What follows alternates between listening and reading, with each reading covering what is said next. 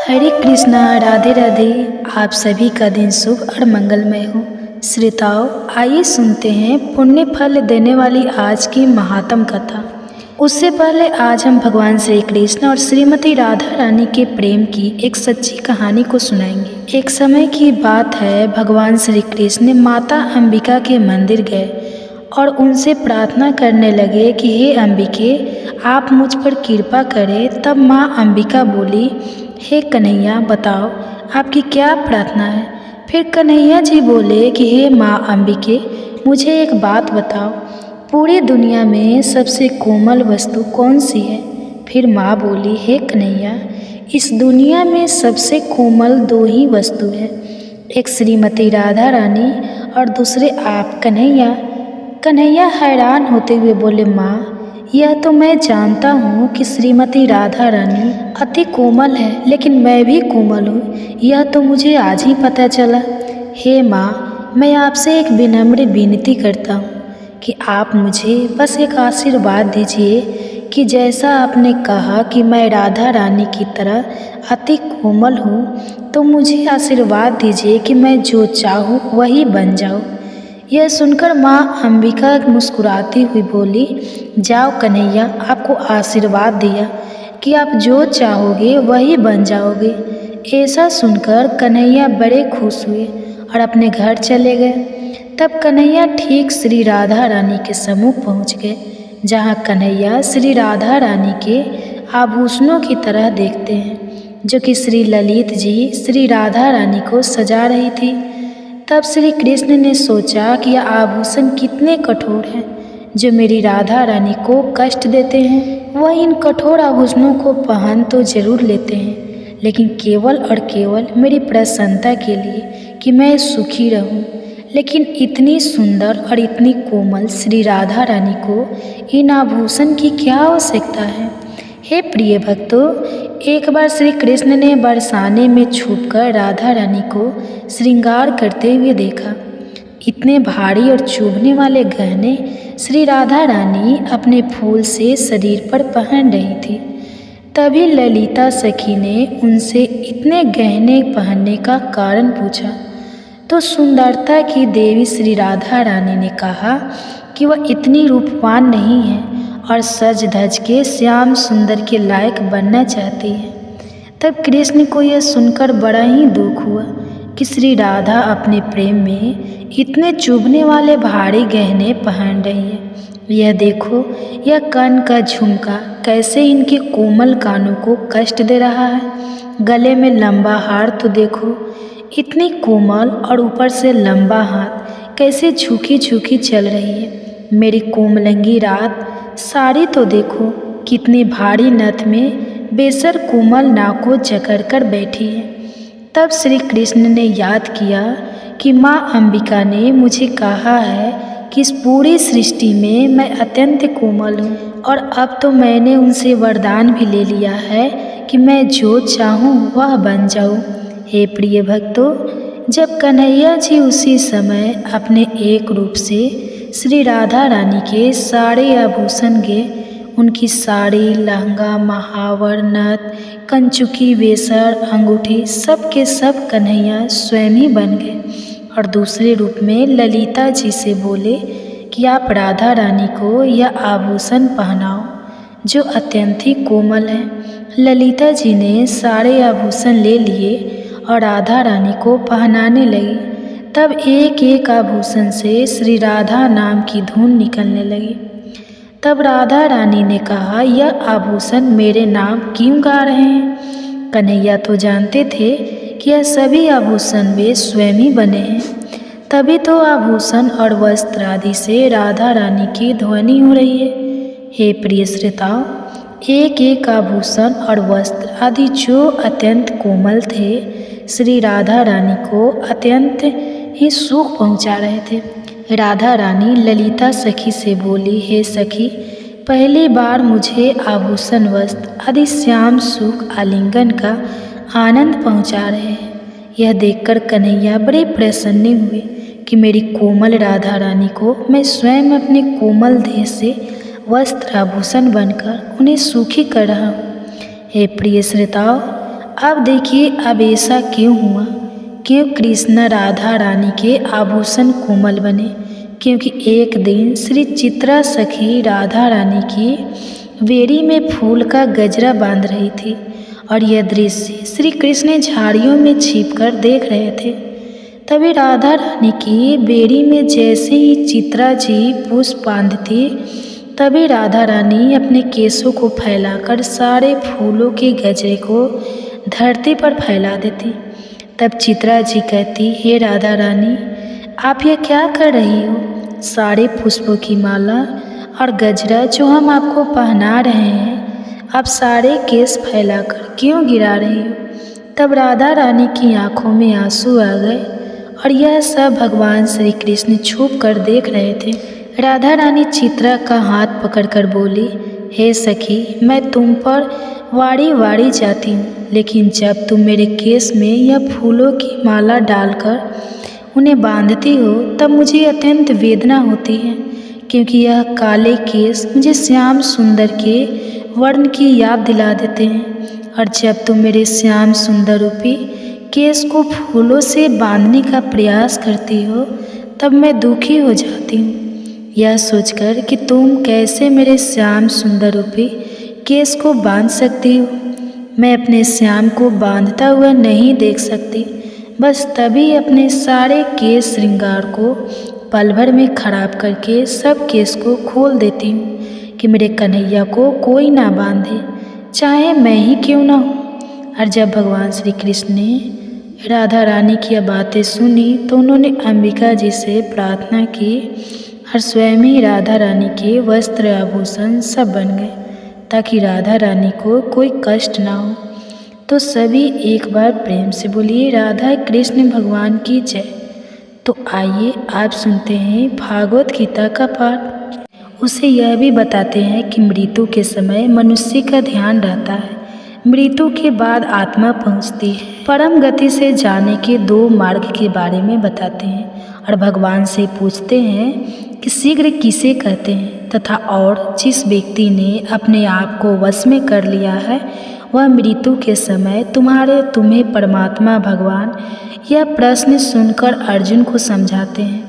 परम सत्य है, ब्रह्मा अस्तित्व वस्तु इस सृष्टि का मूल है, वह सबसे उच्चतम पर अनश्वर है। प्रत्येक जीव के शरीर में स्थित ब्रह्मा आत्मा कहते हैं। कर्म शक्ति का नाम है जिससे सब वस्तु तो अस्तित्व में लाया जाता है और जिससे उन्हें परिवर्तित किया जाता है। अभिभूत नश्वर भौतिक जगत है जिसमें सबसे तेज गई वस्तुओं का नाश या अंत होता है। अभिभूत का आधार परिवर्तनशील प्राकृतिक है।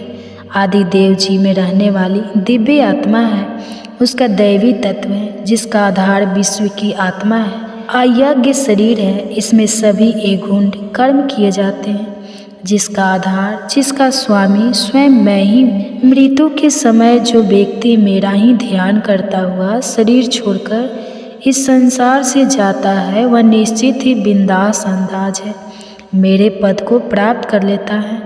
अंतिम समय में मनुष्य जिस भाव का ध्यान करता हुआ शरीर छोड़कर इस संसार से जाता है वह उस भाव के ध्यान से सदा मध्य रहने के कारण उस दशा को ही प्राप्त करता है। इसलिए पालतू सदा मुझे याद करो और युद्ध जब मेरा मन उम्र तेरी बुद्धि दोनों मेरी लगी रहेगी तब निश्चित रूप से बिना संदेह से तो मुझे ही प्राप्त करेगा। जो व्यक्ति लगातार अभ्यास द्वारा रचित को योग में लगाकर उस परम पुरुष अध्ययन करता है और अपने चित्त को कहीं भटकने नहीं देता वह अवश्य ही उस दिव्य पुरुष को प्राप्त कर लेता है।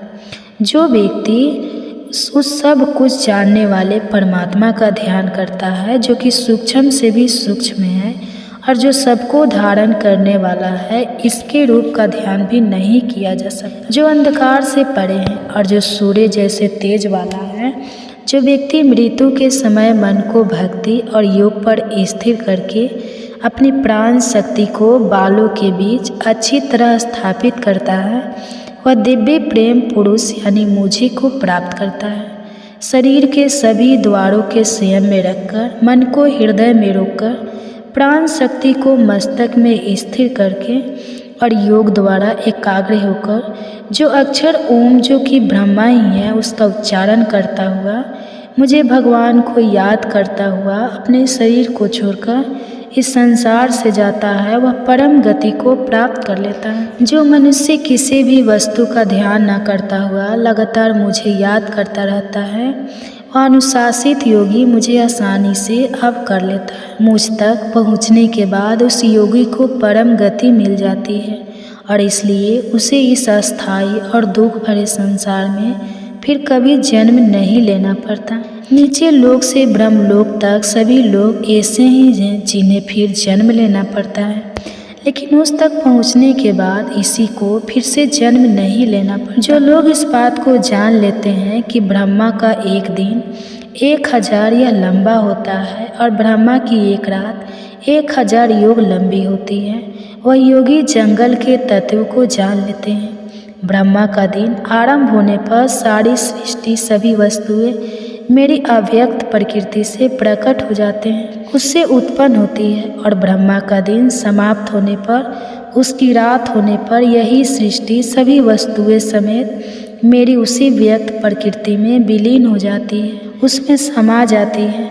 यह वही बार बार उत्पन्न होने वाली सृष्टि और वस्तुएं मेरी प्रकृति के वश में होने के कारण बिल्कुल पर बस रात होने पर समाप्त हो जाती है और दिन होने पर अपने अपने अस्तित्व में प्रकट हो जाती है।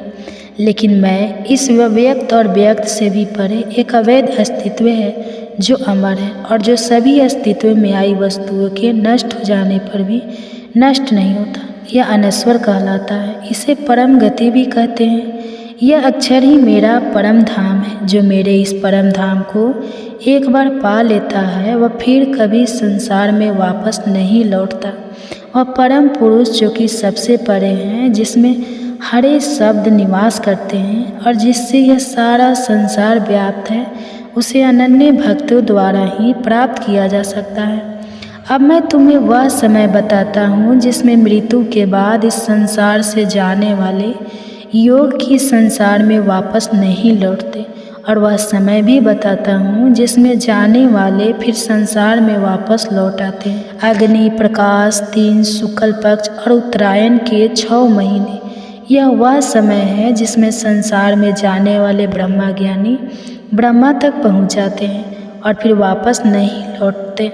अंधकार रात्रि कृष्ण पक्ष और दहिनायायन के 6 महीने, यह वह समय है जिसमें से कैसे जाने वाले चंद्रमा की ज्योति को प्राप्त करके संसार में वापस लौट आते हैं। मृत्यु के बाद संसार से जाने के केवल 2 ही मार्ग हैं, प्रकाश में और अंधकार में। एक से जाने वाला संसार में वापस नहीं लौटता, जबकि दूसरे से जाने वाला संसार में वापस लौट आता है।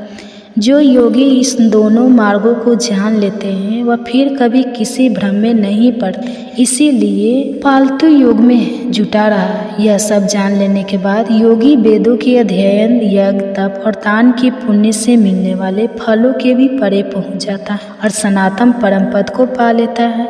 इसी के साथ भागवत गीता का 8वां अध्याय खत्म होता है। बाकी के अध्याय भी आपको जल्दी चैनल पर देखने को मिलेंगे। इसके लिए चैनल को सब्सक्राइब जरूर करें ताकि अगले अध्याय आपसे कभी भी मिस ना हो। और यदि आपका भी समय बाद इस वीडियो देख रहे हैं तो बाकी के अध्याय आपको हमारे चैनल के भक्ति प्लेलिस्ट में मिल जाएंगे और कमेंट्स में आपको हमारे द्वारा किया गया यह यत्न कैसा लगा यह जरूर बताएं। तो मैं मिलूँगा आपको अगले अध्याय में। गीता पाठ का 7वां अध्याय। भागवत गीता पाठ के 7वें अध्याय में केशव प्राकृतिक और आत्मा के बारे में बड़े ही सहजमय तरीके से बताते हैं। ईश्वर की ही 2 प्राकृतिक निम्न और उच्चतर के बारे में भी बताते हैं। केशव कहते हैं कि मनुष्य के प्राकृतिक गुण ही उन्हें भ्रम में डाले रखते हैं। 4 प्रकार के भक्त ईश्वर के अतिरिक्त अन्य देवताओं की उपासना और ज्ञान का उद्देश्य क्या है, इन सब के बारे में विस्तार से बताते हैं। भगवान कहते हैं, पार्थ अब यह सुन कि योग का अभ्यास करता हुआ अपने चित्त को मुझ पर लगाकर और मुझे ही अपना आश्रय मानकर पूरी तरह बिना संदेश तू मुझे कैसे जान पाएगा। यह सारा तत्व ज्ञान मैं तुझे विस्तार सहित बताऊंगा। यह सब जान लेने के बाद तुझे और कुछ जानने को बाकी नहीं रहेगा। हजारों मनुष्यों में कोई एक ही इस योग की सिद्धि के लिए प्रयास करता है, और जो लोग प्रयास करते हैं और सिद्धि भी पा लेते हैं, उनमें से भी बड़ी मुश्किल से कोई एक ही मुझे सच्चे रूप में जान पाता है। मेरी 2 प्रकृतियाँ हैं। एक है निम्न भौतिक प्रकृति जो इन 8 रूपों में बटी हुई है, पृथ्वी, जल, वायु, अग्नि, आकाश, मन, बुद्धि और अहंकार। और दूसरी है मेरी उच्च सूक्ष्म प्रकृति जो ही जीव रूप आत्मा, जिससे यह सारा संसार धारण किया जाता है। इस बात को तो अच्छी तरह समझ ले कि सभी प्राणियों का जन्म इन दोनों प्रकृतियों के मेल से ही हुआ है, और मैं ही इस सारे संसार का मूल हूँ, और मैं ही इस संसार का विनाशी भी हूँ। ऐसी कोई भी वस्तु नहीं है जो मुझसे उच्चतर है, जो मुझसे ऊपर है। ऐसा कोई भी सत्य नहीं है जो मुझसे बड़ा हो।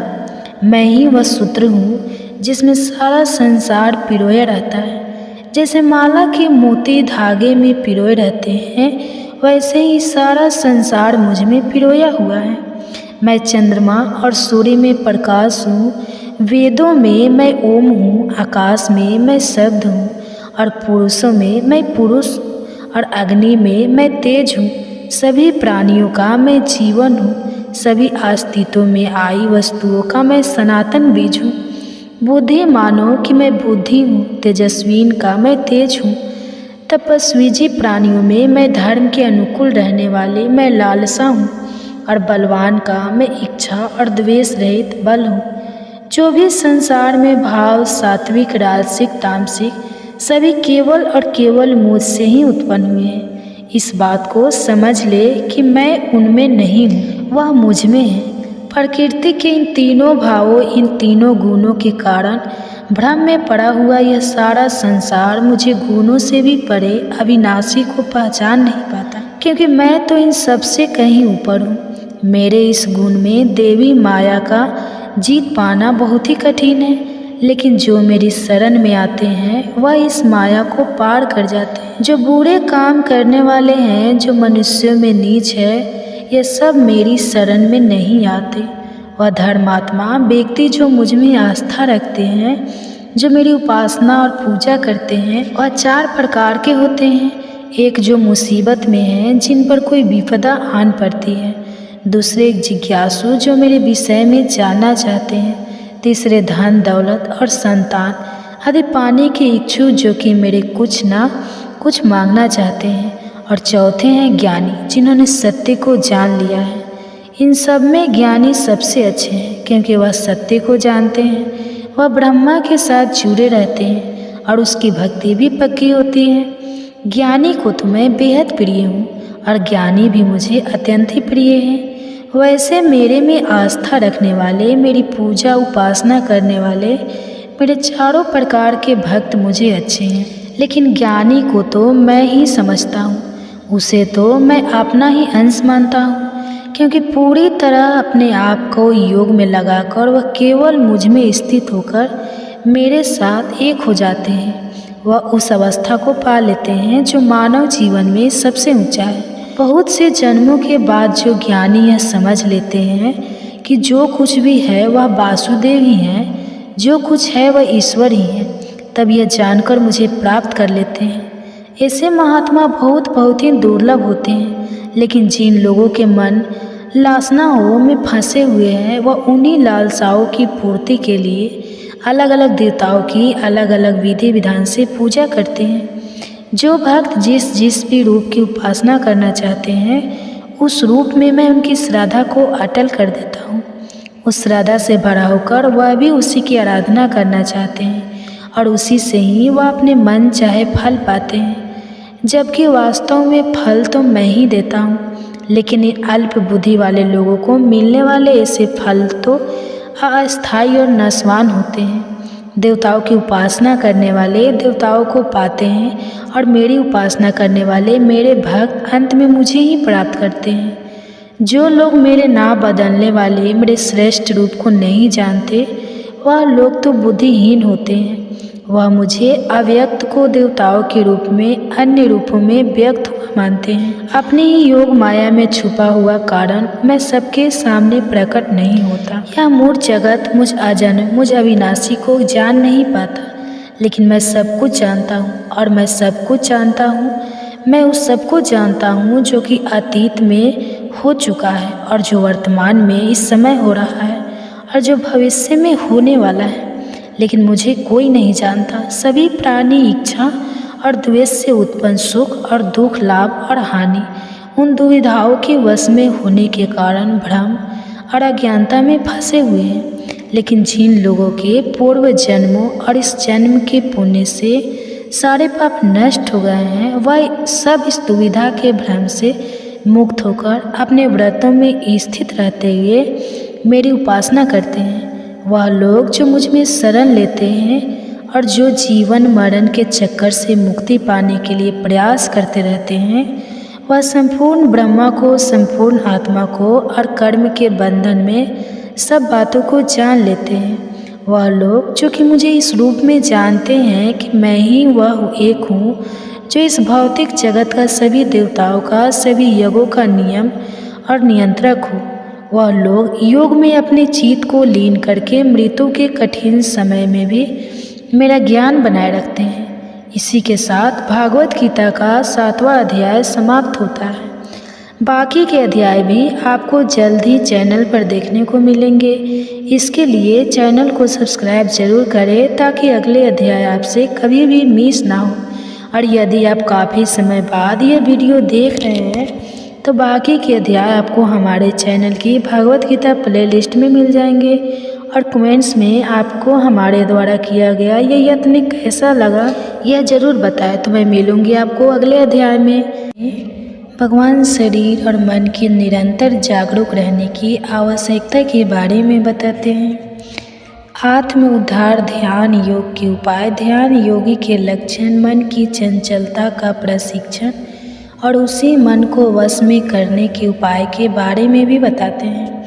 श्री कृष्ण अर्जुन से कहते हैं, जो मनुष्य कर्म के फल की इच्छा ना रखते हुए अपने नियत कर्तव्य और अपने कर्म को करता रहता है, जो कि उसे करना ही चाहिए, वही योगी है, वही सन्यासी है। वह सन्यासी नहीं है जो यज्ञ करना बंद करते हैं और कोई भी कर्म ना करे।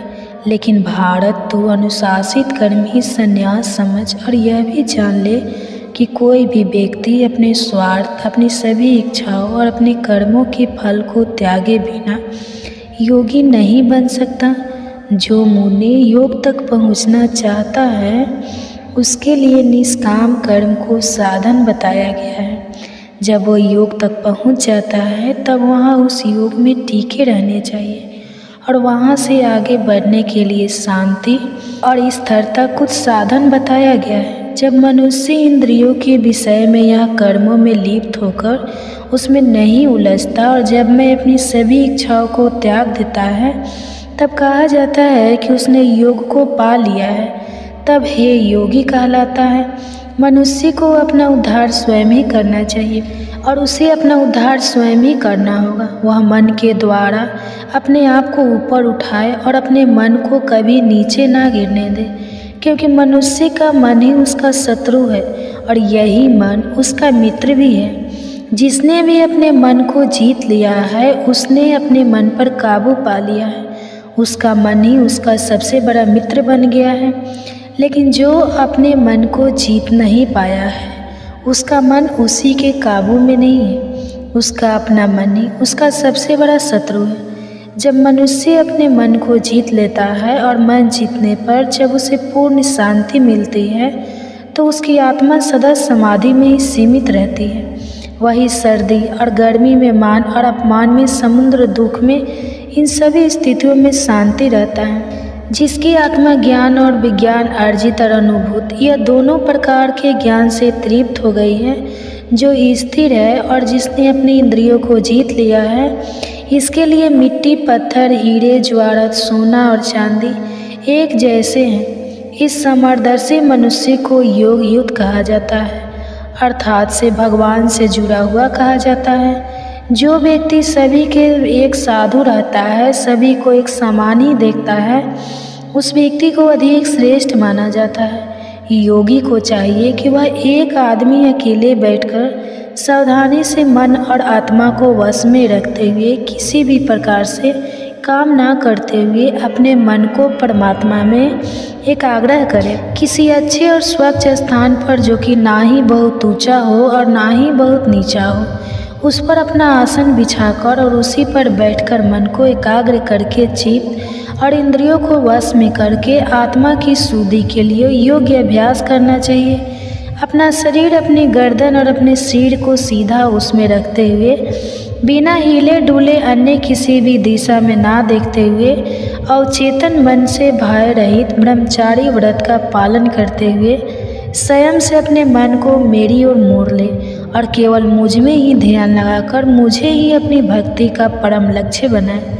इस प्रकार जिस योगी ने अपने मन को वश में कर लिया है, वह हमेशा योग में लगा रहता है, उस शांति और उस परम निर्माण को पा लेता है जो मेरे अंदर स्थित है, जो मेरे अंदर मौजूद है। वास्तव में योग उस व्यक्ति के लिए नहीं है जो कि बहुत ही अधिक खाता है, और न ही उस व्यक्ति के लिए है जो बिल्कुल ही नहीं खाता।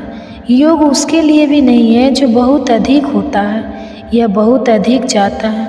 जिस व्यक्ति के आहार और विहार दोनों नियमित है, जिसकी सभी इच्छाएं और सभी चेष्टाएं है, इसका सोना उठना भी नियमित है, उस व्यक्ति में ऐसा अनुशासन आ जाता है जो उसके सभी दुखों का नाश कर देता है। जो व्यक्ति इस चित्र की सभी लालसा को मिटाकर अनुशासित होकर केवल आत्मा में स्थित रहता है, आत्मा की रीतिक जाता है, तब यह योग में लीन कहलाता है। जैसे बिना हवाले स्थान में रखते हुए दीपक किलो स्थिर रहती है, वैसे ही वह योगी भी स्थिर रहता है। जिसने अपने चित्त को वश में कर लिया है और जिसने मन के साथ आत्मा को भी योग द्वारा अनुशासन में रखने का अभ्यास कर लिया है, जब एक आग्रह द्वारा वश में किया हुआ चित्त शांत हो जाता है, तब वह अपनी बुद्धि द्वारा परमात्मा रूपी अपनी आत्मा को देख पाता है और अपनी उसी आत्मा में ही वह आनंद लेता है। वह बुद्धि द्वारा मिलने वाले मन और इंद्रियों से भी परे उस परम आनंद को पा लेता है, जिसमें स्थित होकर जहाँ पहुंचकर वह सीख कभी सत्य से दूर नहीं होता, फिर कभी विचलित नहीं होता। वह दशा को पाकर वह समझता है कि इससे बड़ा और इससे बढ़कर मुझे और कुछ और नहीं मिल सकता, और इसमें स्थित रहने पर वह बड़े से बड़े दुख से भी विचलित नहीं होता, पर बड़े से बड़े दुख से भी नहीं घबराता। उस दशा का नाम है योग। जो बंधन में दुख से बांधे रहते हैं, किलो वनों को काटना ही तो योग कहलाता है। इस योग का अभ्यास दृढ़ संकल्प के इरादे और शांत चित्त से ही किया जाना चाहिए। स्वार्थ भरे संकल्प से उत्पन्न अपनी सभी इच्छाओं को, अपनी पूरी कामनाओं को पूरी तरह त्याग कर सभी इंद्रियों को सभी ओर से मन द्वारा वश में करके अपनी धैर्य वाली बुद्धि से अपने आप को शांत करता जाए और अपने मन को अपनी आत्मा में स्थिर करके धीरे धीरे समाधि अवस्था में प्राप्त करे और अन्य किसी भी वस्तु का ध्यान न करे। चंचल और अस्थिर मन जिस चीज़ और भागने लगे, उस और वहाँ अपने मन को काबू में करके और फिर केवल आत्मा के वश में वापस ले आए। सबसे बड़ा सुख उस योगी को मिलता है, इसका मन शांत है, इसके मन के कभी विकार निकल गए हैं, जो निष्पाप है, जो सभी पूर्व पाप कर्म से मुक्त हो गया है और जो परमात्मा के साथ एक हो गया है। इस प्रकार वह योगी जिसने अपने सभी पापों को दूर कर लिया है, जिसने आत्मा को सदा योग में लगाया हुआ है, और यह योगी सरलता से ब्रह्मा के स्पर्श से होने वाले परम में का अनुभव करता है। जो व्यक्ति योग नियुक्त हो गया है, जो सबको एक ही नज़र से देखता है, वह सभी प्राणियों में मुझ परमात्मा को निवास करते हुए और मुझ परमात्मा में सभी प्राणियों को निवास करते हुए देखता है। वह सबको और सब कुछ एक जैसा ही दिखता है। जो मुझे सब जगह, आप सब जगह मौजूद देखता है और जो सब वस्तुओं को मुझ में व्यापक, मुझ में ही मौजूद देखता है, उससे मैं कभी अलग नहीं होता और ना ही वह मुझसे कभी अलग होते हैं। जो योगी एक ही भाव में स्थिर होकर सभी प्राणियों के हृदय में मुझे यानी परमात्मा को मौजूद मानकर मेरी उपासना करता है, वह चाहे कितना भी कार्यशील क्यों ना हो, चाहे कितना भी काम क्यों न करता हो, फिर भी वह मुझ में ही निवास करता है। जो व्यक्ति प्रत्येक वस्तुओं को अपने जैसा ही समझकर, समान दृष्टि से देखकर वह सबको अपने जैसा ही समझता है, वह चाहे स्वयं सुख में हो या दुख में हो। जो दुख को समान भाव से देखता है, जो दुख को एक जैसा ही समझता है, वह पूर्ण योग समझा जाता है। श्री भगवान के यह वचन सुन अर्जुन से कहते हैं, 10 आपने जो मन की क्षमता वाला योग बताया है, मन की चंचलता के कारण मुझे उस पर अमल करना बहुत ही कठिन लगता है। वह यह मन तो बहुत ही चंचल है, यह बहुत ही तेज, बलवान और जटिल है। मुझे तो यह लगता है कि इस मन को वश में करना हवा को वश में करने के बाद यह बहुत अधिक कठिन है। श्री भगवान उत्तर देते हैं, तुम ठीक कह रहे हो, पर यह मन तो बड़ा ही चंचल है और इस चंचल मन को वश में करना बेहद कठिन है। फिर भी तू जान ले, यह लगातार अभ्यास और वैराग्य द्वारा इस मन को वश में किया जाना संभव है। मैं यह भी मानता हूँ कि इसके लिए योग को प्राप्त कर पाना बेहद कठिन है। जिसने अपने आप को संयत नहीं किया है, लेकिन असंयत व्यक्ति दृढ़ संकल्प द्वारा अपने मन को वश में कर सकता है और उनके मन में एक और शंका उभरती है और वह केशव से कहते हैं, हे केशव, जो व्यक्ति श्रद्धावान होते हुए भी, तेरी भक्ति करते हुए भी चंचल मन वाला होने के कारण नेताओं को वश में नहीं कर पाता और योग के मार्ग पर चलने के बाद इस मार्ग को भटक जाता है और सीधी तरह नहीं पहुंच पाता, उसकी क्या दशा होती है। आध्यात्मिकता और भौतिकता दोनों स्थान से भ्रष्ट होकर किसी भी स्थान पर मजबूती से टीका ना हो पाने के कारण वो ब्रह्मा की ओर जाने वाले मार्ग से भटककर छीन भिन्न फटे हुए बादल कीर्तन कहीं नष्ट तो नहीं हो जाता। आप मेरा यह सन है पूरी तरह मिटा दो, क्योंकि आपके सिवाय कोई नहीं है जो मेरे इस संदेश को दूर कर सके।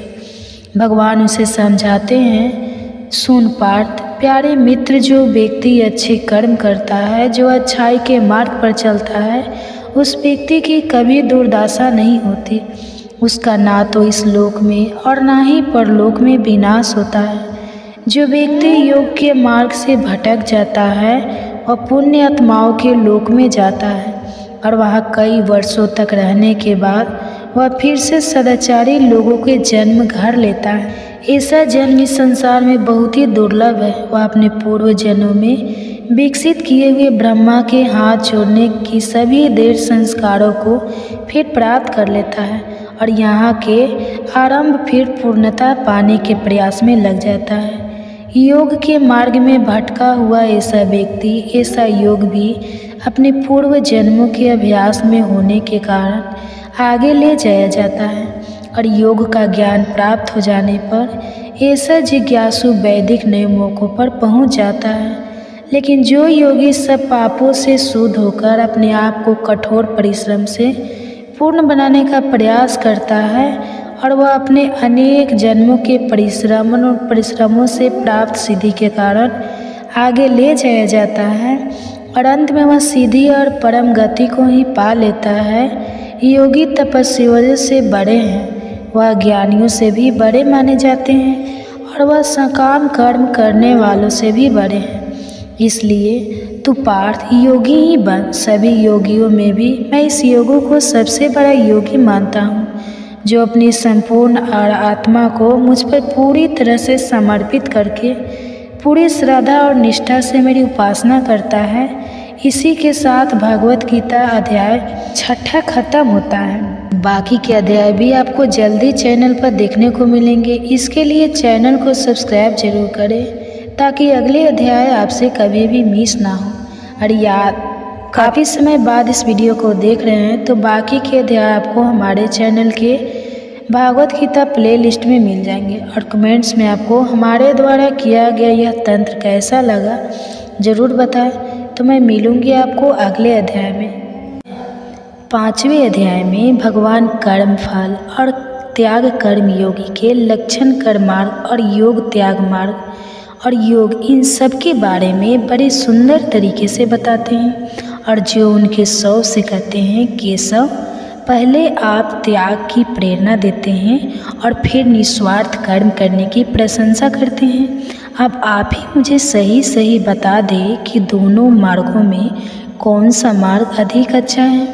भगवान बड़े ही सधे तरीके से उत्तर देते हैं, पाठ्य कर्म का संन्यास और कर्म को निस्वार्थ भाव से करना, यह दोनों ही मार्ग आत्मा की मुक्ति की ओर ले जाने वाले हैं। लेकिन इन दोनों मार्गों में से कर्म को त्यागने से कर्म को निस्वार्थ भाव से करना कहीं अधिक अच्छा है। जो व्यक्ति ना तो कर्म के फल की इच्छा करता है और ना ही कर्म के फल से ग्रहण करता है, यह समझना चाहिए कि उसमें सदा संन्यास की भावना भरी हुई है, क्योंकि सभी धंधों और सभी प्रकार की दोनों से मुक्ति होने के कारण वह संसार बंधन सरलता और आसानी से टूट जाता है। संन्यास और कर्म करने को अलग अलग यानी बताते हैं, भले पंडित यह नहीं बताते तो कोई भी इनमें से किसी एक में भी अच्छी तरह से जुड़ जाता है। वह दोनों ही मार्गों का फल पाने का हकदार है। वह यह फल उसे मिलता भी है। कर्म का त्याग करने वाले जिस पद तक पहुँचते हैं, जिस स्थिति तक पहुँचते हैं, कर्म करने वाले भी उसी पद उसी स्थिति तक पहुँच जाते हैं। जो कोई भी इस बात को समझ लेता है कि संन्यास और कर्म के मार्ग एक ही हैं, वह सही समझता है। लेकिन संन्यास को योग के बिना प्राप्त कर पाना बेहद कठिन है। यह बिल्कुल घास के ढेर से सुई खोजने जितना कठिन है। जो मुनि योग में निष्ठापूर्वक लगा हुआ है, वह शीघ्र ही ब्रह्मा को पा लेता है। कर्म करता हुआ कि वह मनुष्य कर्म में लिप्त नहीं होता, कर्म में नहीं उलझता, और जो कर्म के मार्ग में कुशल है उसकी आत्मा पवित्र है। जो अपनी आत्मा का स्वामी है, जिसने अपनी सभी इंद्रियों को जीत लिया है, जिसकी आत्मा सभी प्राणियों की आत्मा और परमात्मा बन गई है, जो मनुष्य भगवान के साथ एक हो गया है और जो सत्य की अच्छी तरह जानता है, वह अपने सभी इंद्रियों का और उन इंद्रियों के विषयों का प्रयोग करता हुआ, वह देखता हुआ, सुनता हुआ और सूता और चढ़ा हुआ चलता हुआ, स्वप्न देखता हुआ और सांस लेता हुआ सदा यह समझता है कि मैं खुद कुछ नहीं कर रहा हूँ। बोलते हुए, विसर्जन करते हुए, ग्रहण करते हुए, आंखें खोलते हुए और मोड़ते हुए वह यह समझता है कि केवल इंद्रियां ही इंद्रियों के विषय में लगी हुई है और मैं कुछ नहीं कर रहा हूँ। वास्तव में कर्म करने वाली प्रकृति ही है, वही सब कुछ करती है, हम कुछ नहीं करते।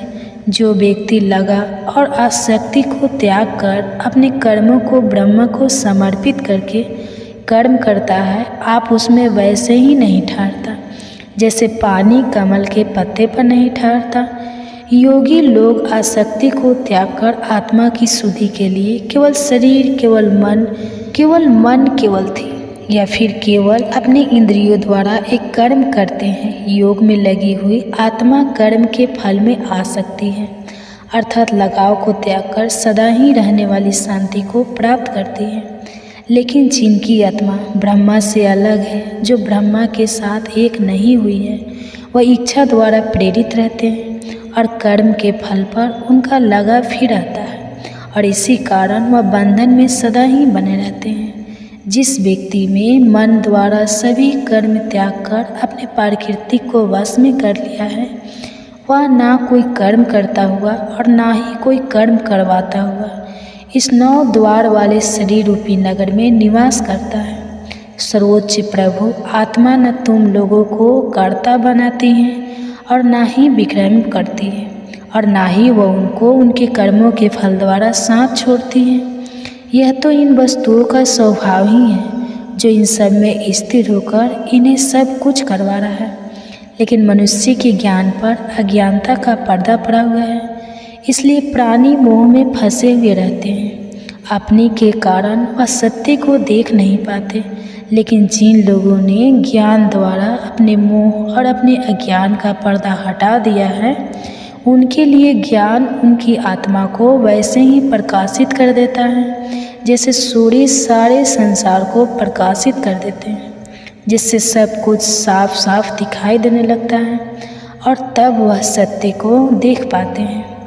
उस ब्रह्मा का विचार करते हुए अपनी पूरी अंतरात्मा को उसी की ओर प्रेरित करते हुए, उसे अपना संपूर्ण हृदय से बनाते हुए, उसे अपनी भक्ति का एकमात्र लक्ष्य बताते हैं। वह उस दशा तक पहुंच जाते हैं जहां से उन्हें फिर वापस नहीं लौटना होता और ज्ञान द्वारा धुलकर उनके सारे पाप साफ हो जाते हैं, उनके सारे पाप मिट जाते हैं। पंडित लोग इस ज्ञान और इस ज्ञान से उत्पन्न होने के कारण संसार के सभी प्राणियों को, जिनमें उच्च और निम्न, स्कूल वालों को, स्त्रियों और पुरुषों और पशु और पक्षियों को, सभी को एक ही नज़र से देखते हैं, सबको एक जैसा ही समझते हैं। जिस व्यक्ति का मन सामने अवस्था में स्थिर हो गया है, अपने इस पृथ्वी पर ही, इसी जीवन काल में ही संसार जीत लिया है। परमात्मा वास्तु दोष रहित है, दोस्तों से मुक्त है और सबके समान है। इसलिए ऐसे व्यक्ति परमात्मा में स्थिर है। मनुष्य को चाहिए कि वह अच्छा होने पर या अच्छी वस्तु प्राप्त होने पर आनंद न मनाए और कुछ बुरा होने पर भी उसे दुखी नहीं होना चाहिए। जो मनुष्य इस प्रकार मुक्ति पाने पर मोहित हो जाता है, वही ब्रह्मा को जान लेने वाला है और आखिरकार वह ब्रह्मा विस्तृत हो जाता है, वह ब्रह्मा मिस जाता है। जब आत्मा बाहरी स्पर्शों, बाहरी व्यक्ति या बाहरी वस्तुओं के प्रभाव में आए बिना और मुझे बिना सुख भोग करती है, तभी वह मनुष्य जिसने अपने आप को परमात्मा के योग में लगाया हुआ है, वह ऐसे सुख का आनंद लेता है जो कि अनंत है। भौतिक पदार्थों के भोग से उत्पन्न होने वाले सुख नहीं कहलाते थे। दरअसल वह दूसरों के घर है, वह अस्थायी होते हैं और वह आते